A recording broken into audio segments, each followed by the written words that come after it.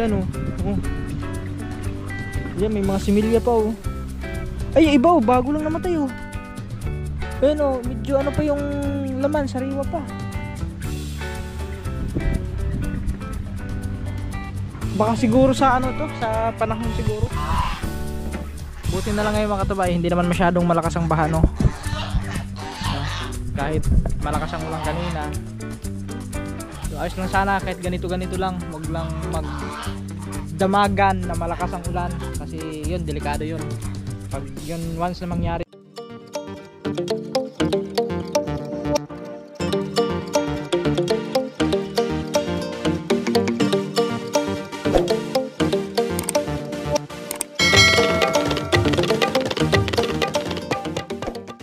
Alright! Yan mga katuba, magandang araw sa atin lahat. At ang araw ngayon ay ulan. Yan, sinalanta naman tayo ng ulan dito. Kanina ang lakas ng ulan. Akala ko kung ano na. Akala ko yung bagyo na. Oh no! Ano? So, hagupit na ata ni ano to, ni bagyong Jenner. Oh, yung mga ay. Kaya wala mga tuba ano, may lumabas kasi kami kanina din eh. So, silipin natin yung ano dito sa may parte na to na palaisda ano, sa fish pond na to. Ayan, mayroong mga namamatay na ano, tilapia. Oh, pero mula yan dun hanggang dun no. Ano kaya nangyari no? Yung pagkaalam ko kasi mga katuba, itong tilapia na to, kasi kung tawagin ito doon sa Laguna, ano ito, tilapyang arroyo. Ito nabubuhay ito sa tabang or alat, no, nabubuhay ito. So ngayon, kasi ito dito, halo na yan, may tabang, may maalat. So bakit namatay pa siya na nabubuhay naman sa tubig na tabang? Nabubuhay naman sa dagat, no? Eh no? Mula doon yan mga katubaw. Kaya silipin natin dito. Yan oh, maliliit pa, mga similya pa yan oh. Ayun oh. Grabe guys oh. Yan, mula doon.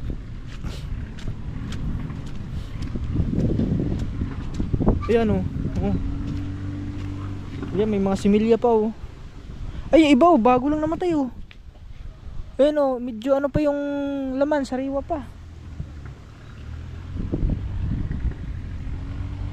Baka siguro sa ano to, sa panahon siguro. Lalo na ngayon maulan. Oh, tignan nyo po yung ano, ilog. Gawa ng lakas ng ulan, panay ulan na dito mga tuba. No, yan, ingat tayong lahat mga katuba, lalo na sa mga yan, mga apektado ng pag-uulan. Yan, dahil sa bagyo. Ingat tayo palagi. At yan doon naman ay okay naman to dito kasi mga katuba, kasi naputulan naman yung ano. Yan, naputulan na natin yung mga sanga-sanga doon sa ano, ng puno ng niyog. Yun. Ito lang, wala tayong magawa kasi naulan, hindi naman tayo makakaalis. Gawa ng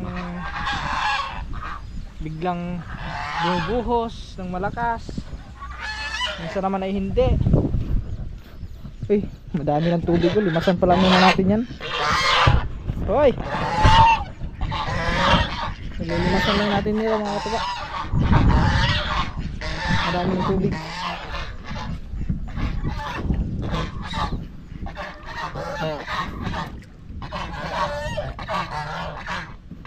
Nalit. Hoy, huwag kayo maingay.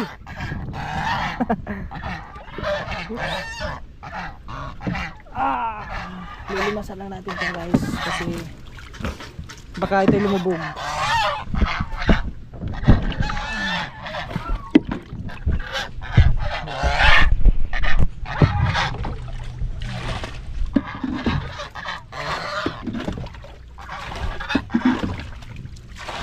Gawa ng ano kasi, gawa ng ulan. Kanina, ang lakas ng ulan kanina.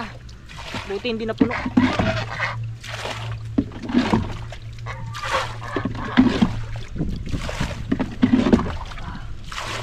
Opo, aga din Jumboy ah. Ay, ano oras na ba? Ang oras na? Kamal, oras. Alas 3? Ay, alas 3 na pala. Ang bilis ng oras ah.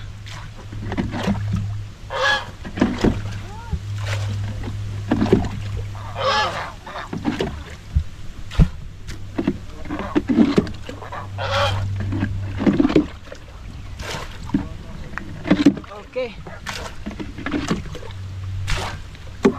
Yun na yan. At least nabawasan natin. Bakit? Bakit ka? Ha? Nanunuka ka naman yan. Please. Ha? Ayun na oh. Oh! Nanunuka po. Nangahabol yan mga tuba. Si ano yung puti. Aba, aga ah! Ay, magdala ka ng ano? Ayan, saglit lang guys ha. Medyo ano, blurred ah. Yan. Ayan o mga katuba no. Kasi sa amin, naalala ko dati doon sa amin, sa probinsya, may ginawa kami, yung tatay ko kasi may ginawang ano yon, yung tinatawag naming sabay, yung lambat, yung nanlalambat kami sa ilog. Yung nakita nyo yung mga katuba nung ano, yung mga previous vlog natin, yung nasa Leyte pa tayo, nung nag-ano kami, naglambat kami sa ilog ni Utol no, sa kapatid ko. Yung ganun, maganda sana yan dito oh. Yan kasi saktong sakto yan kasi yung ilog malabo, you know. So madaming mahuhuli na ano dyan, yung katang, yan kung ano pang isda kasi yung galing sa may itaas, sa baba, sa may dagat, pumapasok dito yung isda. Lalo yung mga arroyo kasi pag dito kasi makatuba, pag mataas yung dagat, dyan madami kaming nakikita na malalaki na kasi ganito nakalaki. Sa ano natin sa palad, yung ano, yung tilapia na arroyo dito.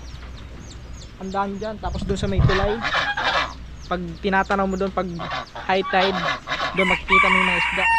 Maganda yun kung meron kang ano, yung ginagamit dyan sa ano, sa Laguna na ano, yung para siyang airgun mga katuba, pero may pantusok siya tapos may tali. Yan yung ginagamit nila doon sa panghuli ng isda. Kaso wala tayo niyan. Maganda yan mga katuba pag dito. Tsaka maganda rin i-vlog din yun, yung namamaril ka ng isda. Ano lang siya mga katuba, wala namang ano yun eh. Parang hangin lang yata yung karga nun. At saka yung pinakabala niya is parang araw lang na tumatalbog maliit tapos may tali. Yun lang. Maganda siguro yun. Kasi dito dami. Ilang beses na ako nakakita dyan, may mga malalaki, minsan may talakitok din na ganito kalaki din, nakikita ko dyan. So pagpalambat naman, yung panty, wala naman tayong panty para ilalatag dyan. So yung dala naman, ang hirap gamitin ng dala kasi yung dala doon, nandun makatuba ay ano siya, yung pamo na medyo mabigat at saka yung bato niya malalaki. So pag ihagis mo, medyo mahirapan ka gawa ng mahaba siya. Mahirapan ka sa paghagis, lalo na pag hindi ka sanay. Maliban na siguro sa mga sanay na magdala ng gumamit ng mga dala, yung paghahagis. Kasi pabilog. Kasi sinubukan ko yan dati nung doon. Yung paghagis ko, wala, hindi bumilog. Ano lang na isang ano lang doon, hindi man lang nagkahiwalay-hiwalay. Bira. Wala, may mapakita ko sa'yo. Kaya, ayan, ulan na naman mga katubaw. Rainy in Batangas, hindi ka ba nilalamig? It's a rainy in Batangas dahil sa bagyong Jenner. Alright, at yan mga katubaw, oras natin 4:00. Yan, so kita nyo parang ano na no? Ay, mag-alas 5 na pala. So tignan natin dito mga katuba yung ano. Yan, try natin muna dito tignan yung sa paano kasi sa amin kasi mga katuba, pag yun, naalala ko doon pala sa amin, pag ganito baha, ayan, pag ganyan baha, so madaming mga ano yan, yung mga anong tawag nun, yung kagang ba yan? Yung ano, yung maliliit na parang ano siya. Nakalimutan ko ng pangalan nun. Nawala sa isip ko kung anong pangalan nun eh. Kadang ba yun? Kadang? Kagang. So, tignan natin dito sa sapa. Ito ba't ganito? Hindi na yata ito nadadaan din niya. Tignan natin dito muna guys na. Dito. Yan. Madaming ano yan. Pumapagilid yan. Ay wala ata. Ilog kasi ito mga katuba eh. Yan o. Wala siguro. Shhh! Amber! Ano natin din eh. Ah wala. Parang bihira ata dito. Shhh! Yan wala siguro. Ayun! Ayun ata yan o. Batuin nga natin. Tama ba ako? Parang namalikmata lang ako ah. Ay hindi. Meron kasi yan sa ano mga katuba eh. Sa nung pumunta kami ng palengke no. Grabe ang mahal pala yan doon sa palengke. Yung kilo is umabot siya ng 250 ang kilo.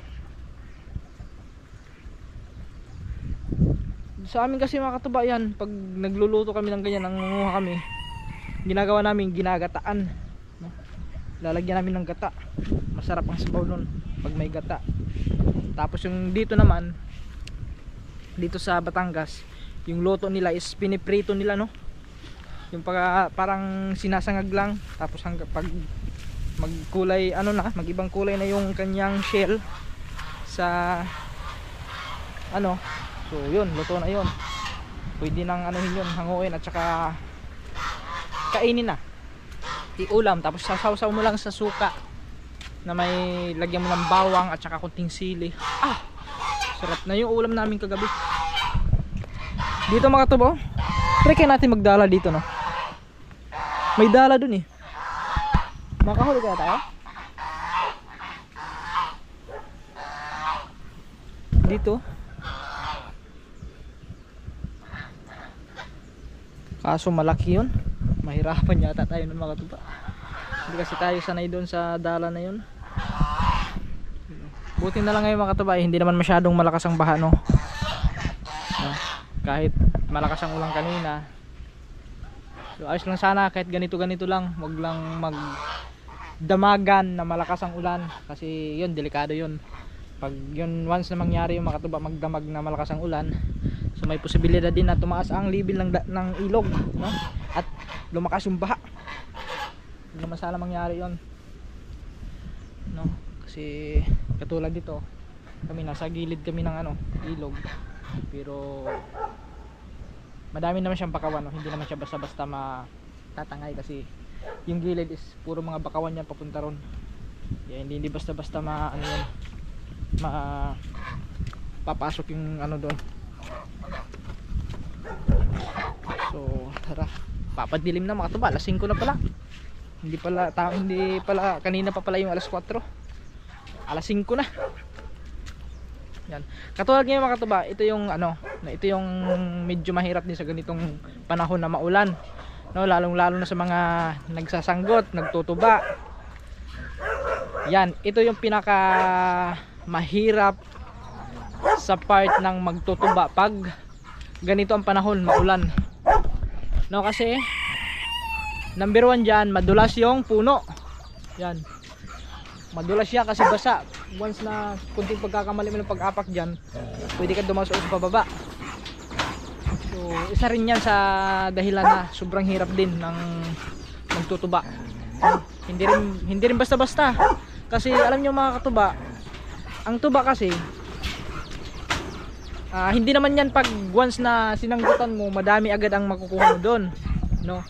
Pag umpisa pa lang kasi, pag sinasalod mo na yung tuba nun, maliit pa lang yun, mga ganyan pa lang kadami no?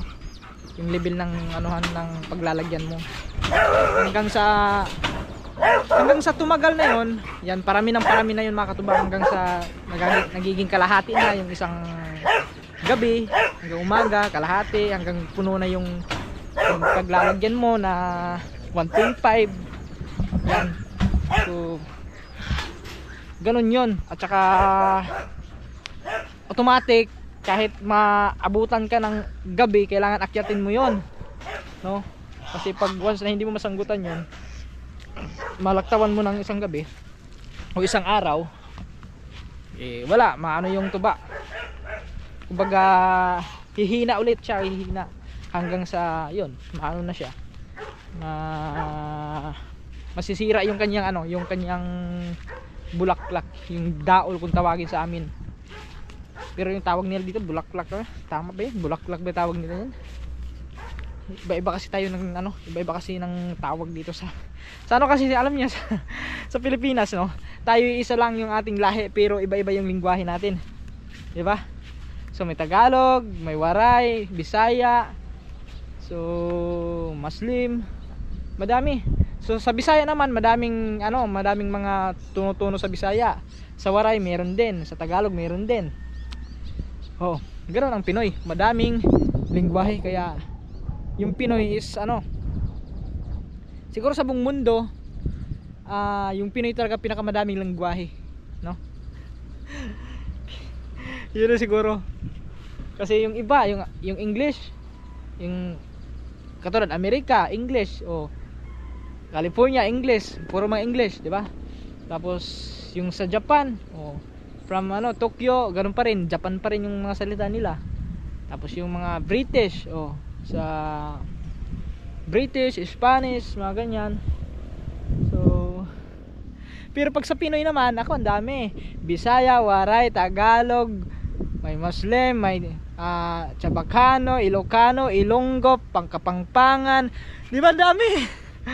hindi halos mabilang yung mga ano. Ibang ko lang iba, may mga iba-iba pang ano, may Bisdak, sa Cebuano. Ganun, ang daming mga lengguwahe na alam ng alam ng mga Pilipino, no? Kaya uy, si kumpare at si Mari, andun pala si kumpare at saka si kumari. Ayun, aba, andyan pala kayo. Kaya pala nawala dito. Kasi kahapon dito yung nakatali, anong isang araw. Kaya pala wala na din, andun pala nailipat. So ano naman yan sila dyan mga katuba, safety naman yan sila dyan. At saka madami silang nakakain ng mga damo. Kasi yan, madamo kasi sa part na yan mga katuba, kaya sagana sila sa pagkain. Hindi sila magugutom, no? Tapos yun, wala tayong magawa ngayon mga katuba. Kasi ngayon lang, tumigil lang. Kanina lumakas na naman ang ulan. Nung tumigil, ayan, nakapag vlog tayo ngayon. So sana ilang minuto na ba to? 8 minutes. Napuwing na ko. Napuwing na ako mga katuba, napuwing. Yan. So ito lang, paikot-ikot lang tayo dito sa ano, sa bukid. Dito sa may palaisdaan, Mangingilaw sana kami ni Gagamboy, kaso lang wala kaming ilaw, no?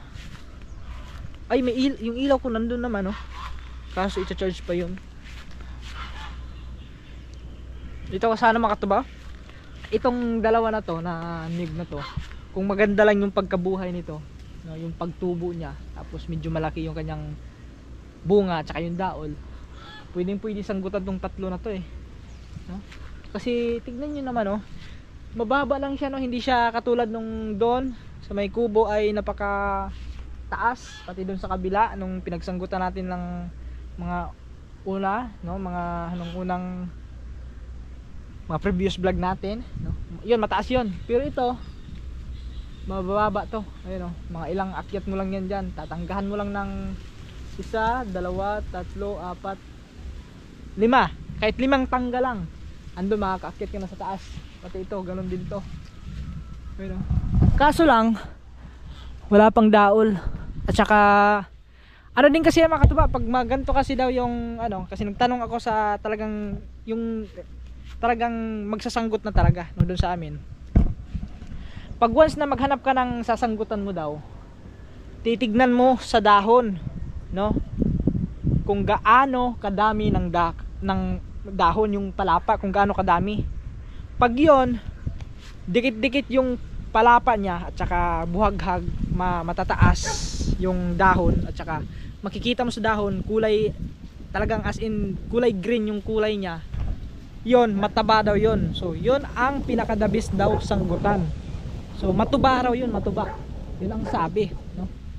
Pag makita mo naman daw na ganito, katulad nito yung ano, maliliit yung dahon, tapos madaming mga ano, may mga bulok-bulok na mga kinakain ng mga uod. So medyo ano daw yan, medyo kumbaga kung tawagin payat daw ang puno na to. So mahina po ang ano, mahina po yung tuba, mahina yung supply ng tuba nito. Kasi payat siya, hindi siya nakakasipsip ng maayos, gawa ng yung katulad dito. Kasi ito pala isdaan. So yung alat, no, hindi siya nakakasipsip ng tubig tabang. Kaya ganito yung kanyang pagkatubo, ganito yung katawan ng ano, ng niyog, payat.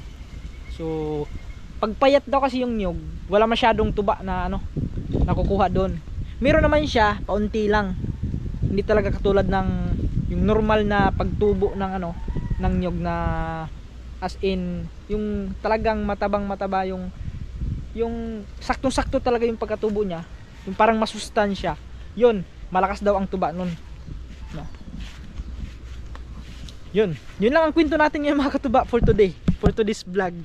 Kwentuhan lang tayo about sa tuba na yan. Kasi malay natin son, sana maging okay ng panahon, no? So maganda rin yung mga katuba, kasi kung magtutuba tayo, pwede rin natin ano yun, ipunin gagawin natin suka.